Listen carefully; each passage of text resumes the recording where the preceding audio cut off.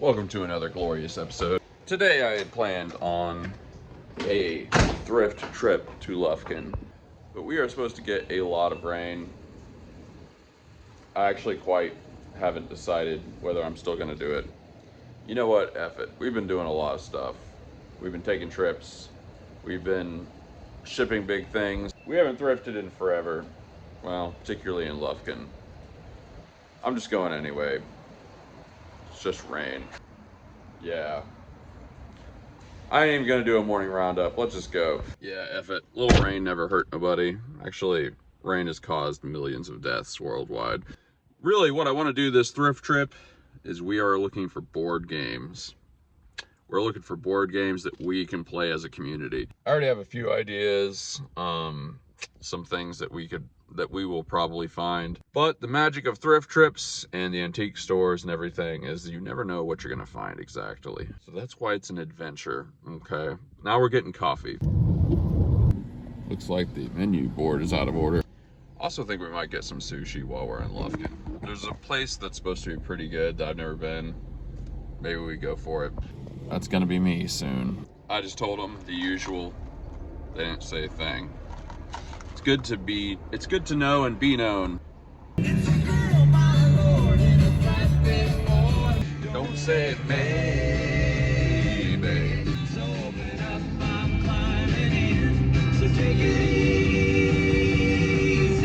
You know, one of those experiences that every American should have is listening to the Eagles while you're driving through like Tennessee or something.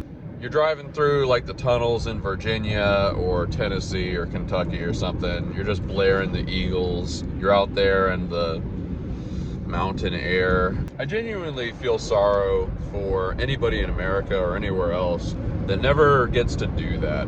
I don't know why this is occurring to me, but anybody that's seen the Hunt for Red October, think of that scene where Sam Neill is talking to Sean Connery. He's talking about Montana. He's like, they just let you go. They just let you go from state to state. I don't know why I made him Mexican. They just let you go from state to state. Okay, I can't do that good of a sort of evil Russian accent. I'll work on it.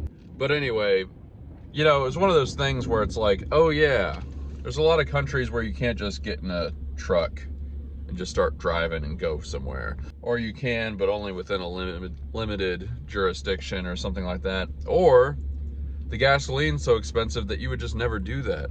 Or there's not that many like mountains and hills and forests to even drive through. It's just good sometimes, in a gratitude kind of way, to remember what a privilege it is to be an American. That's my speech. I will get me a wife and a pickup truck. Maybe 2 wives.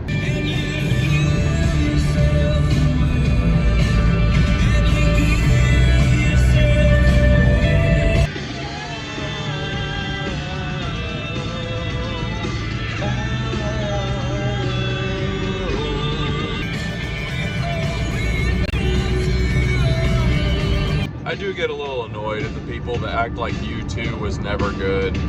They were good for a while.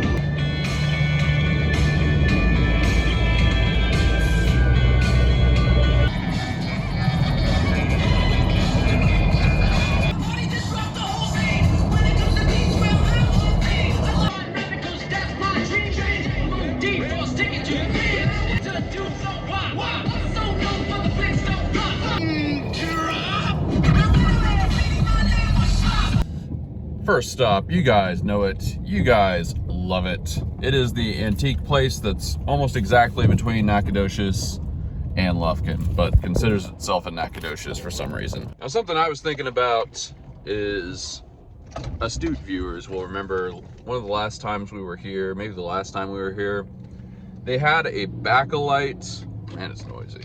They had a Bakelite domino set. Now, I was thinking about, I know a couple of domino games, and there's probably a lot more out there, but it seems like there are probably some of those that we could play as a group. You know, I think we could make a thing where if a certain move gets the most comments, that's the move we do. Let me know what you think about that. And maybe if there's a tie, we flip a coin or something like that. But those were really, really cool backlight dominoes. I just didn't have a strong enough reason to get them, but I was like right on the edge. If they're still there, I think we're getting them. Man, sometimes I think I need like a good birdhouse in the backyard. Wow, I like these letters. I wish I could figure out what they're to. Drop in the comments what you think this is from. That's kind of badass. I love clocks like this. Looks like we're in luck, boys. Yep. There we go. Wonder what that is. It's official.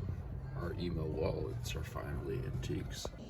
Ooh, I don't know. Got some competition here. Yep.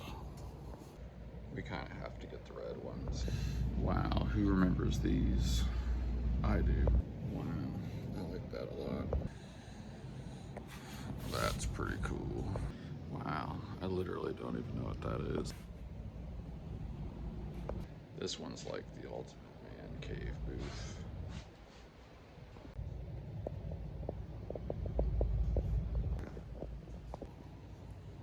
Wow, that's kind of nice. Tempting. It's a little pricey. Dang, it's nice though. That's leather. F it. I think we're gonna go for it.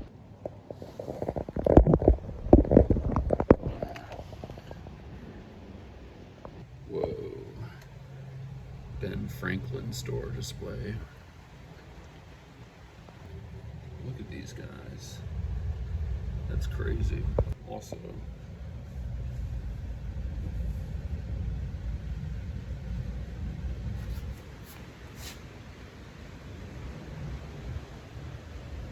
dude, that's a Bible that was given at a funeral to somebody who worked at an asbestos plant. That is wild. I've only played backgammon a couple of times. I don't quite remember the rules. It seems like there's some kind of system that we could do. Like, yeah, I don't know. I'm gonna have to remember the rules a little better. But yeah, we got rained on a teeny tiny bit. That's a nice set right there. I think these dominoes, not as old as the yellow set. I kind of wanted the yellow set a little bit for the oldness, but the vintageness. But these are very cool, and the case is a lot better. The other one was like about to fall apart. Dominoes are a little bit like playing cards in that there's like a million games you can play with them. But I know a couple that are pretty fun that I think would work with our format. The backgammon set was 25 bucks. I think the thing that put me over the edge though is like, if you're ever gonna buy a backgammon set, that's probably the one to buy. It's like vintage. I'm not 100% sure this is actual leather. It might be fake or something, but it's pretty nice. Plus it's big. It'll look good on the camera and stuff. Oh yeah, the criteria for games we're looking for, I've kind of figured out that it's gonna boil down to two things. First off, it has to be games that people are pretty familiar with, because for obvious reasons. Or if it's a new game, it has to be something that can be explained fairly simply. You know, there's gonna be stuff that's a little complex and people aren't used to it. Like, I don't think anybody's gonna play. Backgammon, you know, it's not as popular as checkers or chess, but it's like one of those that people do kind of know. So it's kind of a good candidate.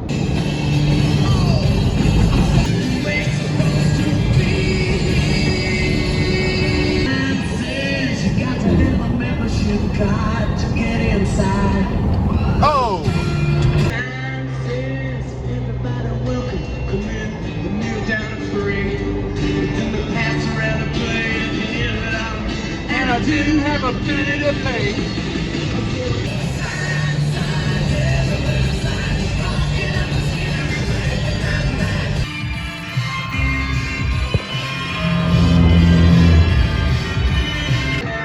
Every step I take reminds me. How can I forget you, girl? Always something there to remember.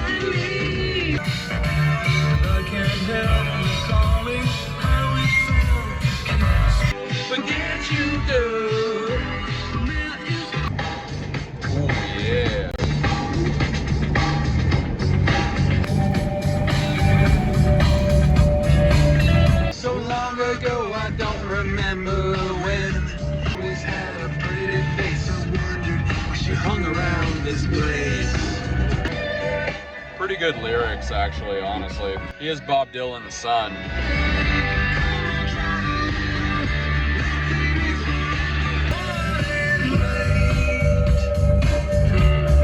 You know, there are these bands from the 90s that were just kind of another band, and then you listen to them and you're like, I feel like we didn't appreciate these guys enough.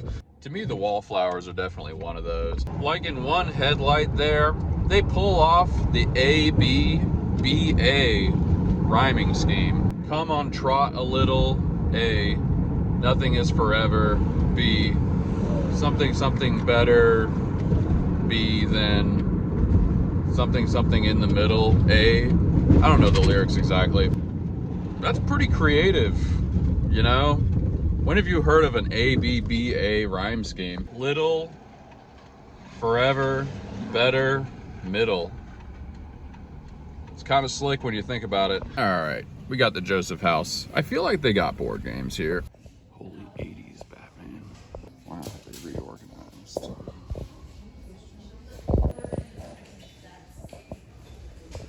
I don't have a lot of pairs of shorts. We're gonna try them. There we go. It's about perfect. I like when they have the little adjuster things. That's nice. The lady at the counter was like, I actually ring up your cassette tape as a CD, so that's how it will appear on the tape, on the receipt tape. And I was like, I'm gonna have to explain this to my accountant, but okay. Got a couple of decent selections.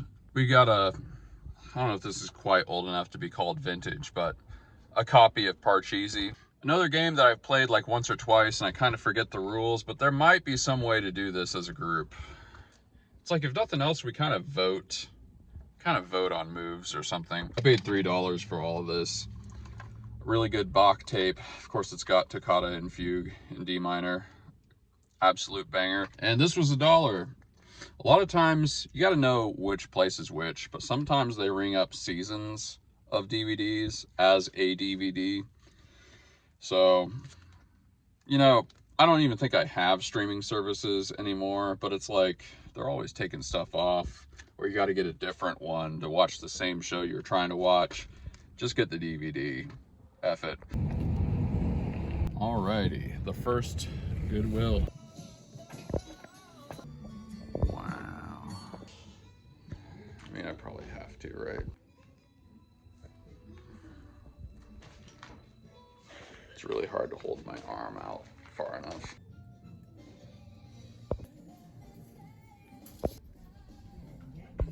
Wow, I kind of like that.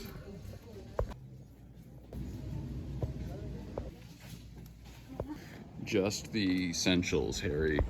They had a copy of Candyland. It was $2. Maybe we'll do it as a joke, kind of, at some point. You gotta have a little bit of fun sometimes.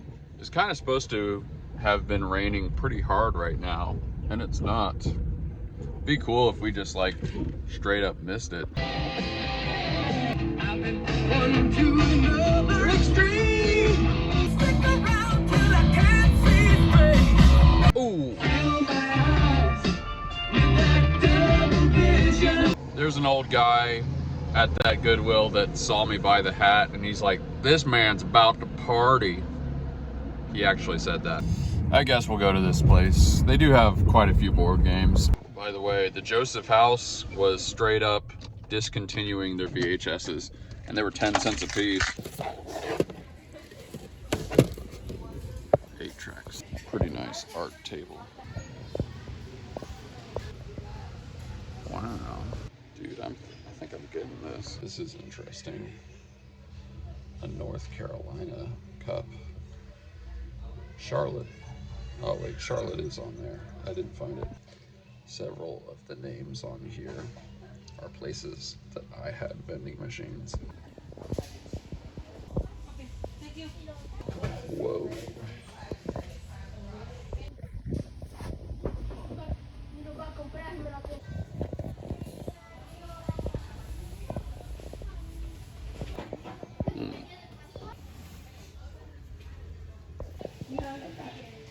The Intellivision was interesting.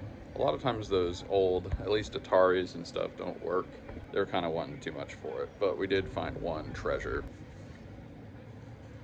That's right. Look, we may have no idea who Robert Rogers is, but look at that guy. Somebody decided to memorialize this man by, what even is that? He's getting a tattoo on his belly? It kind of looks like he's getting a tattoo on his nipple there. That's the picture somebody's like, man, if I could sum up this guy's life in one photo, it's that one. That guy's having a great time. This is how I always want to remember him. And I never knew him. It was $2. We had to get it. Man, shout out to a real one. I don't know anything about this guy, and I know he was a G. We're gonna wear it the rest of the episode. It almost kind of matches anyway, so F it. In this house, we believe. Seriously though, this is why I go to thrift stores. You think you're gonna find that in like a normal store? Nope. You can't buy quality like that, except secondhand. All right. Dylan, you son of a bitch.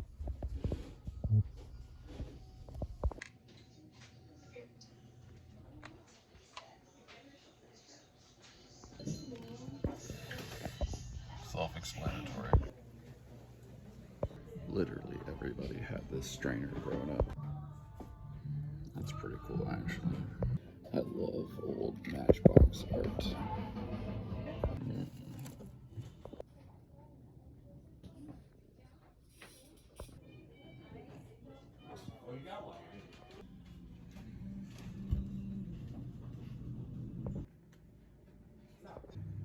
I definitely thought that was Charlie Daniels. Dude, it's the meme.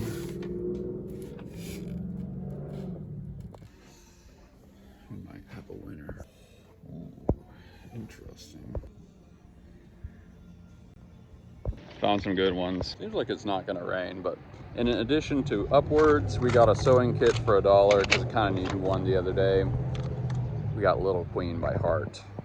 It's a good album right there. In addition to Barracuda and I guess that's the only hit on there. Sylvan Song and Day of the Archer is really, really good. I like Kick It Out as well. The lady wrapped it up, but I also got that vintage letter from a woodworking equipment company. Like she wrapped it up like a tank, but it was really cool. It's from 1922. That was a hand-typed letter sent to somebody. They had a big sawmill industry back in the day. I think it's still around, kind of. It was just really cool. We'll unwrap it when I get back, but it was only 19 bucks. I have a special, like, one of my favorite things is not like the nostalgic stuff that the general public is familiar with. I love like internal documents, things that were sent to executives or people in certain departments, stuff like that, because it's like this secret, secluded knowledge or something. Nowadays, knowledge is not very secluded. You have to get into some really esoteric stuff before you can't learn about it on the internet. And so like an internal memo from like a salesperson or a representative to some executive in a sawmill place that's like hand typed, and they're like, you visited New Orleans and we really loved showing you around the plant. Plus it's like manufacturing themed, which is what we do, of course. I don't know. For 19 bucks, I was just like, screw it. But yeah, I've played Upwards before. I think it's basically Scrabble, except you put things on the tiles and stuff. So that's fun. We can definitely play it as a group. There's the bus stop. When I take the bus to Houston, a lot of times it stops here. Oh yeah, I meant to say off of Little Queen, Love Alive. I think that's like one of the best like deep cuts from Heart ever. Hill Street Goodwill.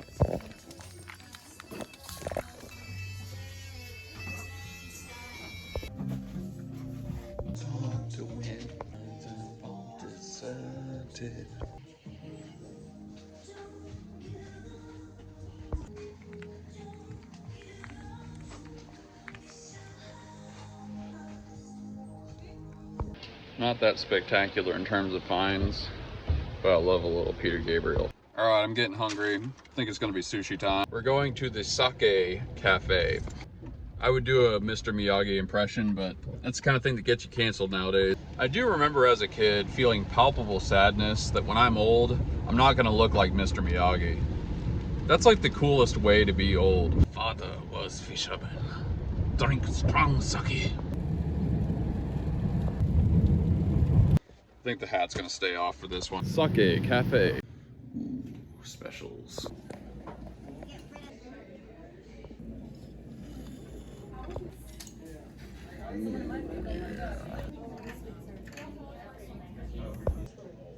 It's going to be sushi, so it's going to be rice and then the fish on top. Really not bad. Really good. I didn't get anything super fancy though, but man, that was pretty affordable. They had a lunch special that was like 2 rolls for 10 bucks plus a soup and stuff. I added a $5 roll, but I was expecting to dish out at least 30. We're gonna have to come back here. I love sushi. It's good and like it's pretty healthy. I'm having a good time, yo. This is almost the ideal M3 day. These colors don't run. Oh yeah.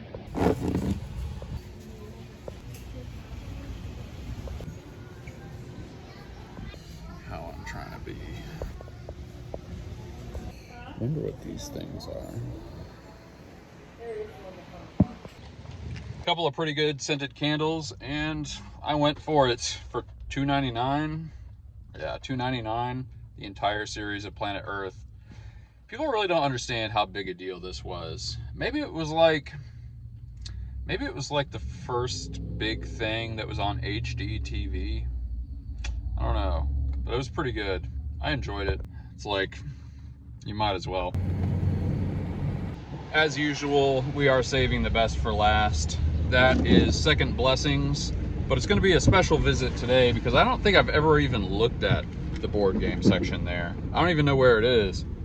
It could be an untapped gold mine. I was thinking about wearing this hat when I'm delivering appliances. It does make me look more professional, but I think I shouldn't do it because like somebody around here probably knows this guy. I'll probably deliver right to like his brother or something, and he's gonna be like, who the hell are you? So it's just gonna have to remain in my private collection. Okay, so Second Blessings closed early, which sucks. It's all good. We probably spent enough money as it is. Might be perfect timing. It looks like we're just now getting the rain.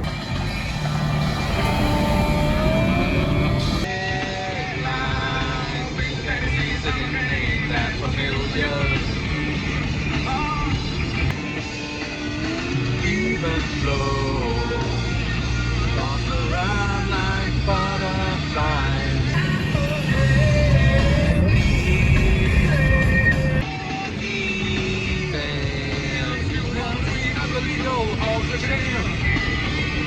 Yeah.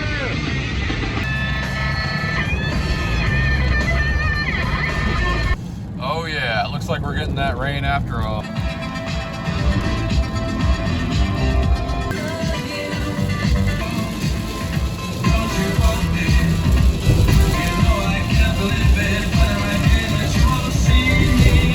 Wow, this is intense. Alright, I think it's clearing up a little bit. Man, we were swimming in it a second ago. To your consultation, is they quite aware of what they're going through? And face the strange changes. Can't taste strangeness.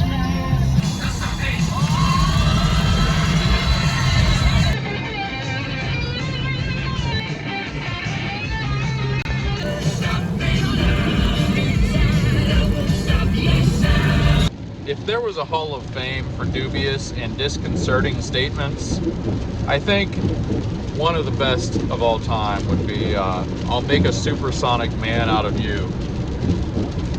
I don't know what it means. It feels like there's pain involved, and it is probably scary. Back and neck, and not underwater. Nice to see my curtains survived the weather. Let's recap the games. Tell me below which of these you are most stoked to play after we finish the current game of Scrabble. We've got a domino game. I'll figure out which, but they're all pretty similar, honestly. Of course, We've got classic upwards. Let me know if Parcheesi is something you are above par or below par in choosing.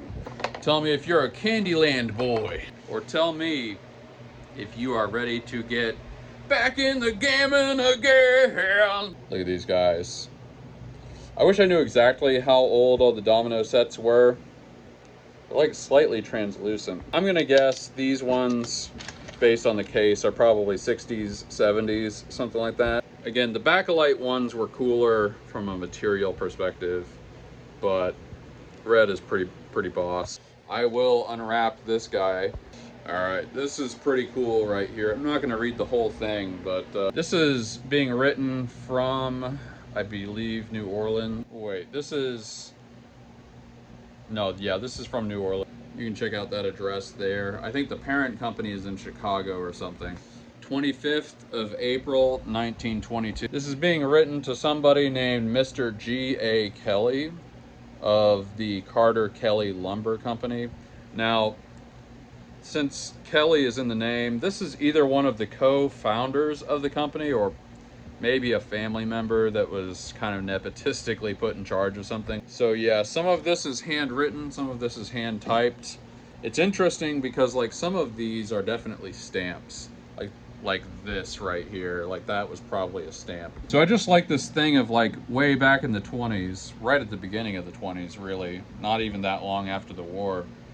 You know, they had some stationery like this. They would stamp different things on it, and then you'd kind of roll it into your typewriter and write something like, "Dear sir, we had the pleasure of writing you on March 30th after your visit here at New Orleans, at which time the writer had the pleasure of seeing you in regard to your prospective purchase of some machinery for a hardwood plant.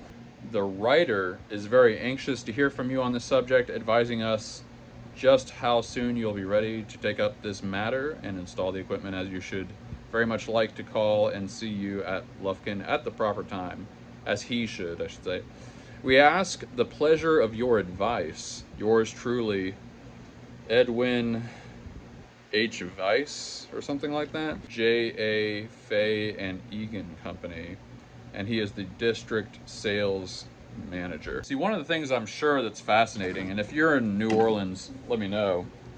I bet if you go to that address, you will see a brick building that is long gone, like a factory that has long since opened up, or rather closed its doors. Now this is interesting. Right here, it says Cincinnati, but it looks like they punched over it with a stamp, New Orleans. Yeah, I don't know. It's just an interesting piece of history. Just not the kind of thing that very many people would have seen, or even really seen something like. It's like an internal document kind of thing, basically. Not really, because it's sent from one company to another, but it kind of makes you wonder how this even made it out of, well, Carter Kelly Lumber Company. It's just like a suck-up letter, basically. I mean, they probably were going to buy machinery. You're not going to go all the way from Lufkin to New Orleans, which is 5 or 6 hours, you know, unless you're pretty serious as a buyer goes. But yeah, it's also interesting to think about how much the commission must have been for this sales manager, if they did commissions, I guess. Because like whatever kind of equipment they were going to buy, it's going to be expensive. It's like old school 100 years ago, 104 years ago, lumber mill equipment. I don't know, super interesting. You can see the creases where it was put in an envelope. I guess envelopes haven't changed that much in size. Yeah. One thing I love about the old industrial era is like nowadays, industry, manufacturing in some ways is getting very democratized to the point where the average person can just build and make things. Back in the day, you had to be a giant corporation to do that. So it's just funny as a relic. It's like this was a very exclusive world right here. This is an artifact from a very, very small circle of people. And now we can make all kinds of stuff. Kind of awesome. I'm not sure where I'm gonna hang it, but I'll find a place. 19 bucks, it's like that's an easy one for me. Well, we got all our little soldiers marching. It is time for the Scrabble turn. Okie doke. Dash Render gets a pretty good one with trustee. Pretty cool that you can spell trustee Trusty or trustee, both ways. Let's see, 3, 4, 5, 6, 7, 8, 9, 10. Did I get that right? 3, 4, 5, 6, 7, 8, 9, 13. I don't know what I just did there. 17, 21, 22, 23, 27, 28. We've gotten 3 28s in a row.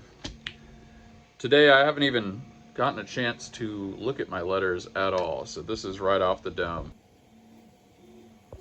Man, would have been cool to have yapping. Examples of things that almost certainly aren't words. Woofsy. Man, pharynge or fringe or something like that. It's one of those things that seems like it's like right on the edge of being something Greek. Gifney, pretty sure that that's a suburb of like Bristol or something. I think we're going to do prying. Might make this a little frustrating, or it just might kind of delay it a little bit, but that's pretty good. I kind of hate to use the ing on something that isn't a bingo, but this should be pretty good. All right, so double, that's a 6, 7, 11, 12, 13, 15, 30. Oh, wait a second. Dude, how did I not see this? Yeah, that's what we're doing right there. Okay, so triple word, that would be 12, 16, 19, 20, 21, 23 times 2, 46. There we go. Had a little change at the last minute. Your new rack, Veneote. And the board, still images in the Discord.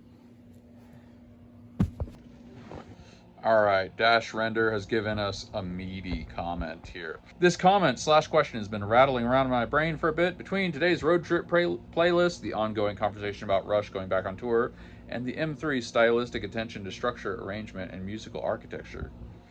So far, so good.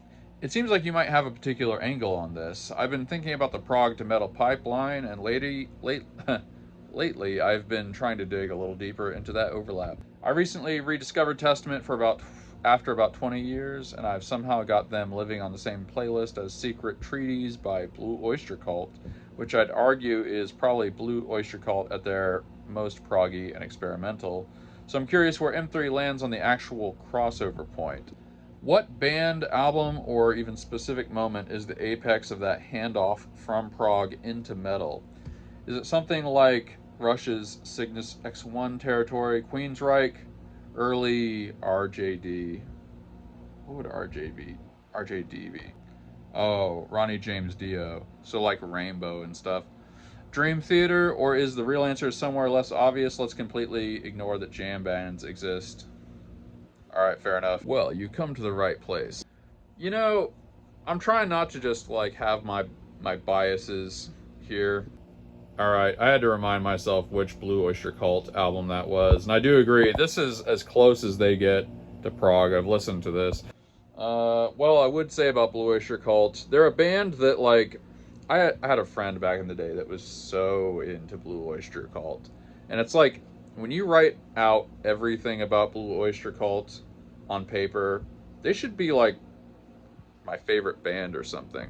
And, like, I'm really right on the edge of liking them. I mean, I like a lot of their stuff, but I mean, in the same way that I like Rush, I don't know what it is about them. I just can't quite like, they're a little like the Smashing Pumpkins in that I just feel like there's something I'm not getting that everybody else gets. But I agree. The thing I'd say about Blue Oyster Cult that makes it, they're a little bit proggy, but the thing that to me prevents them from being fully there is the fact that compositionally they're still pretty much just doing rock music. It's hard to put a really fine point on it, but it's kind of like when you listen to Yes, a lot of it sounds like composers that happen to be playing rock instruments. And like, it's murkier with Rush. They don't sound like composers, but they sound like some rock guys that have just worked so hard at it that it got really, really specific and sophisticated, and they're like kind of in that realm almost by mistake or something. Plus, all the guys in Rush will tell you they listen to Genesis. Genesis and Yes and Gentle Giant and all that stuff. So they were like not really part of that, but super influenced, almost kind of sort of exclusively by that, outside of all the, they were obviously influenced by Led Zeppelin and Cream and stuff like that too. So yeah, it's like Blue Oyster Cult was always, if anything, a lot of it to me is more what I would say call psychedelic. It's kind of like they took a lot of psychedelic stuff and a little bit of proggy stuff and plugged that into like a garage band thing. But the question here is about the prog or the metal, the prog metal pipeline, basically.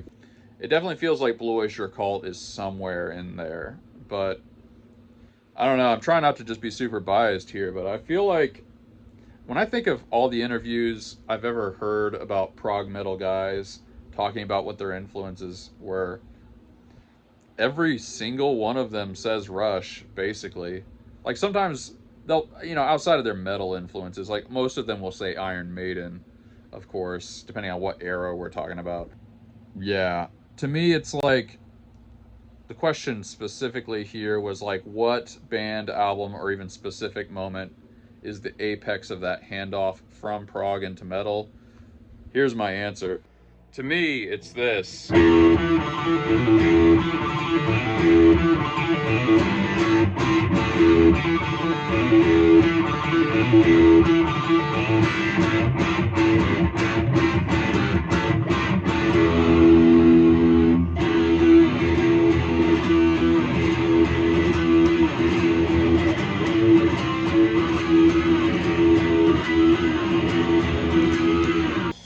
Like I said, I'm trying to be objective here, but I think it was late 1974, maybe the album was released in 75, I kind of forget.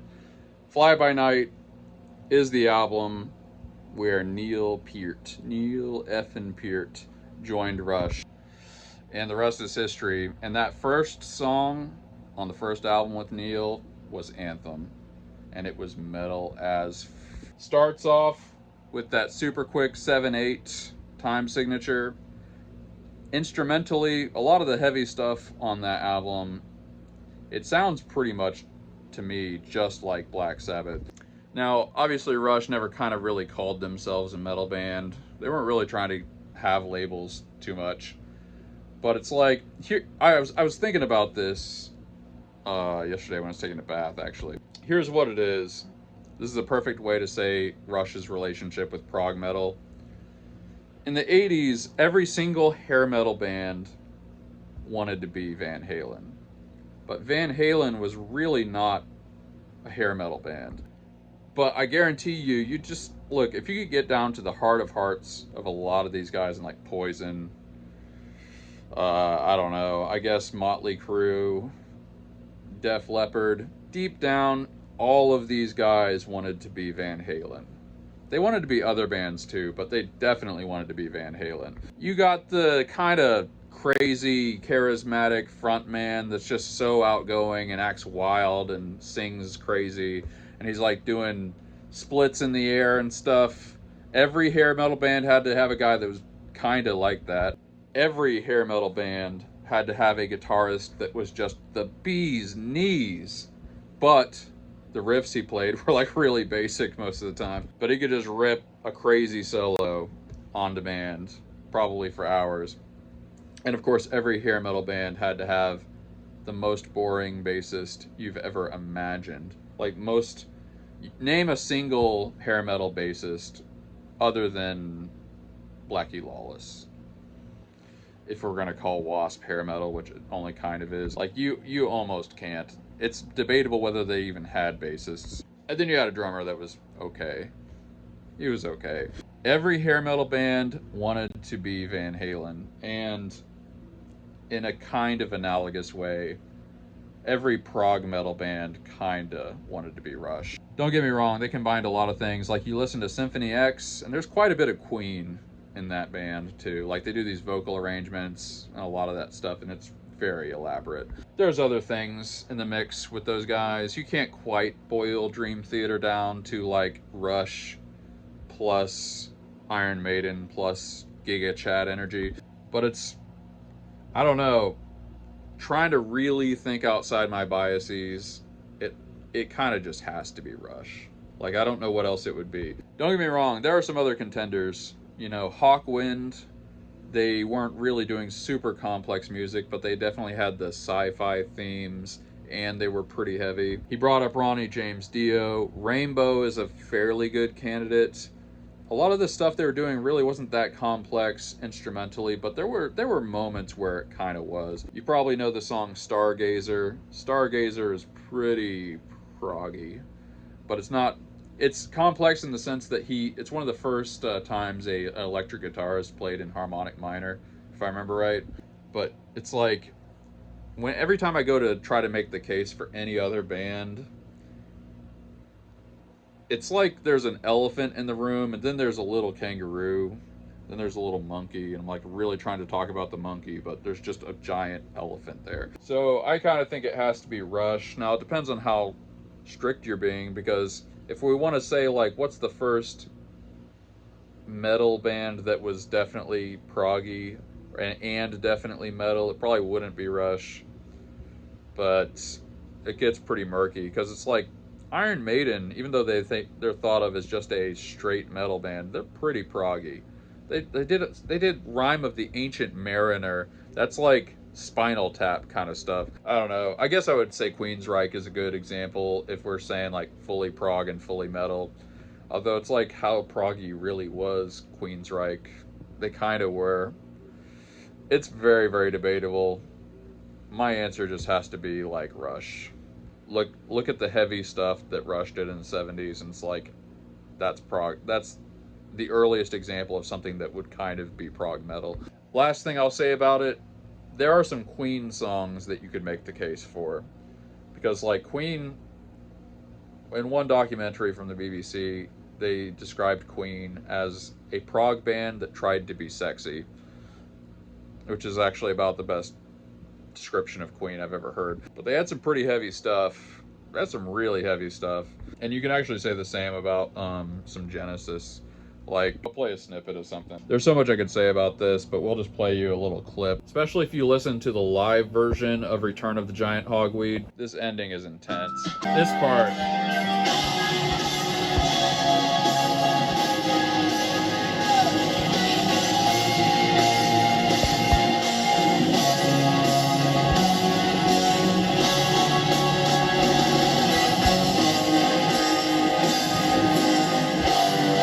We don't normally think about it, but Genesis could go pretty hard. And that's 72, 73, so that's pretty early. So yeah, I guess that's as close to an answer as I can give.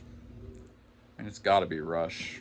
But if we're saying fully prog and fully metal, that's pretty tough to say. Alright, finally, to another comment. Uncle Bino for M3 in the community, how big is your vault of SDLs 3D models? I was kind of shocked to find out mine is only 48 gigs, but also has over, wow, that's a specific number, 26,853 files, with, I would assume, about 7,000 of the files being photos or printing instructions.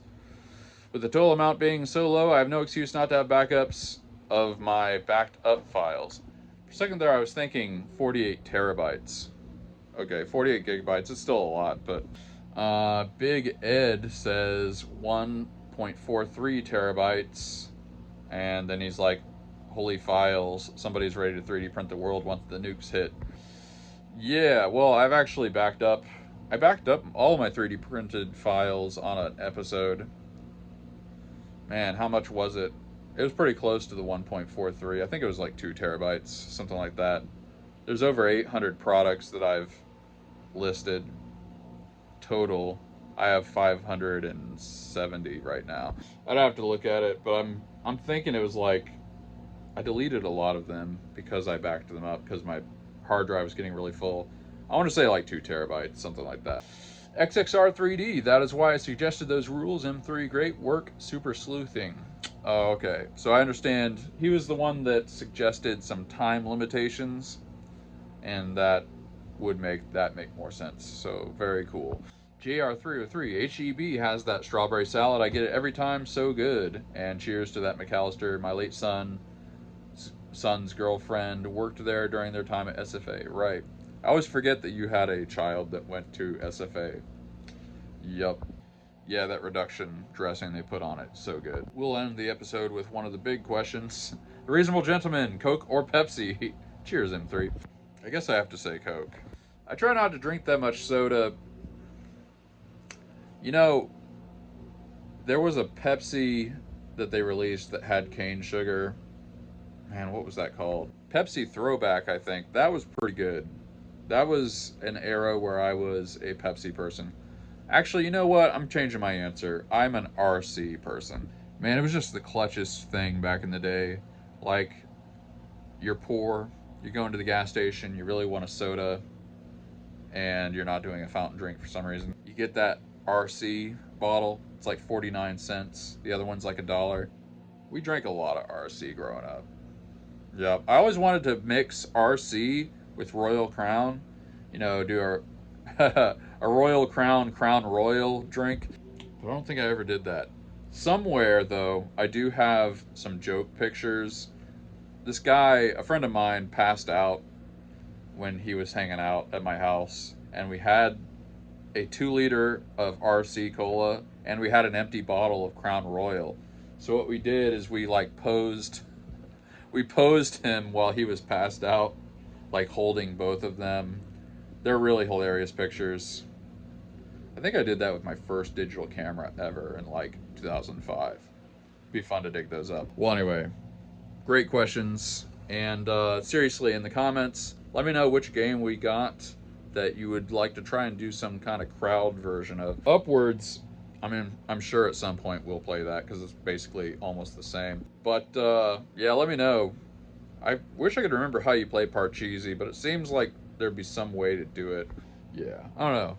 Tell me which games interested you in the comments. And of course, put your Scrabble guesses, and still images will be in the Discord as always. You guys are the best. This was a pretty fun day. Not gonna lie. I'm glad I didn't actually get rained on that much. Very grateful, and you guys are the best. We'll see you on the next one. Peace out.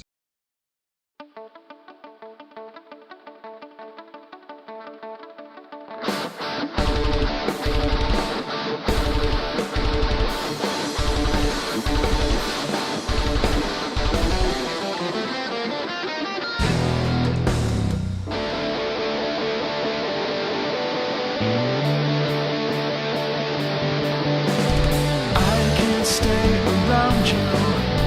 I can't say what I need. These blinding adolescence I'm seeing to standing in a moment. What has been is cast aside, frozen there as time rode. I know that you must have died.